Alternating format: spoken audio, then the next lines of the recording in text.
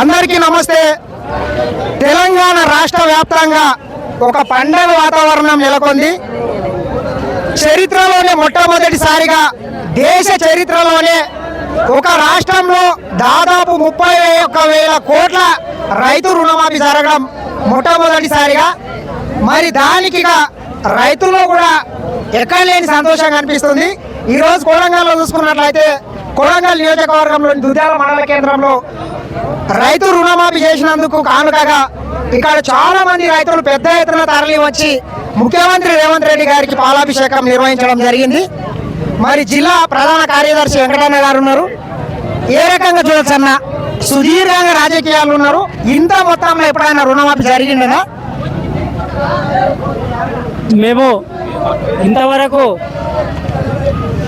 నాకు ఇప్పుడు 53 సంవత్సరాలు. ఓకే. తెలివి వచ్చిన తర్వాత రాజశేఖర రెడ్డి గారే ఏకకాలంలో 1,00,000 రూపాయలు మాఫీ చేసిండు. ఆ టైంలో కూడా నాకు మాఫీ అయింది. నేను ఆ 1,00,000 రూపాయలు తీసుకుపోయి ట్రాక్టర్ అప్పు కట్టుకున్నా. ఓకే.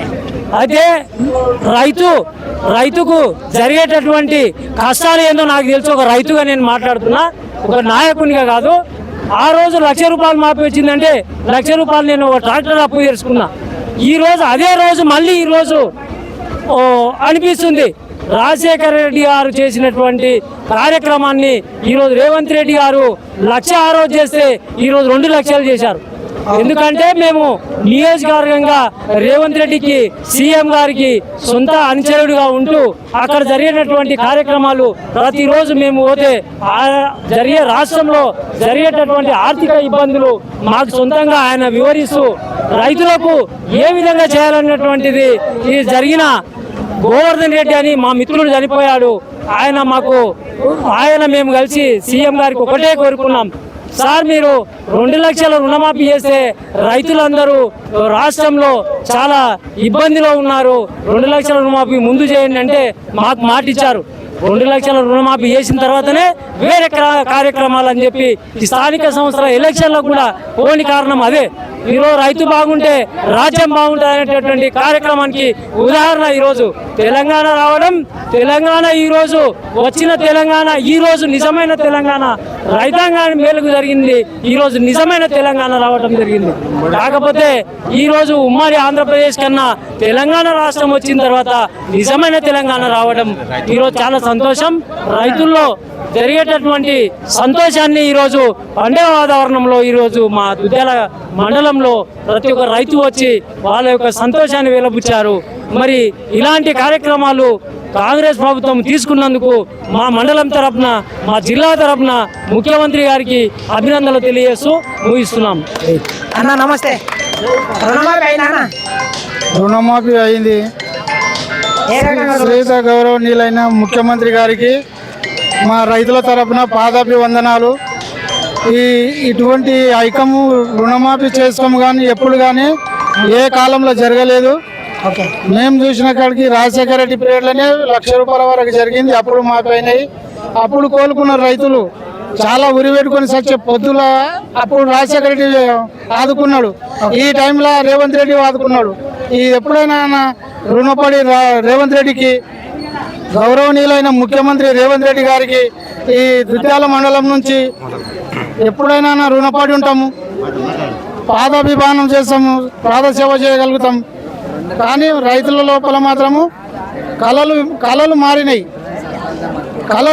కళలు అంటే ఒక పండుగ వాతావరణం లాగా దిగజారి మనిషి అభిమానంతో తరలి వచ్చిండ్రు.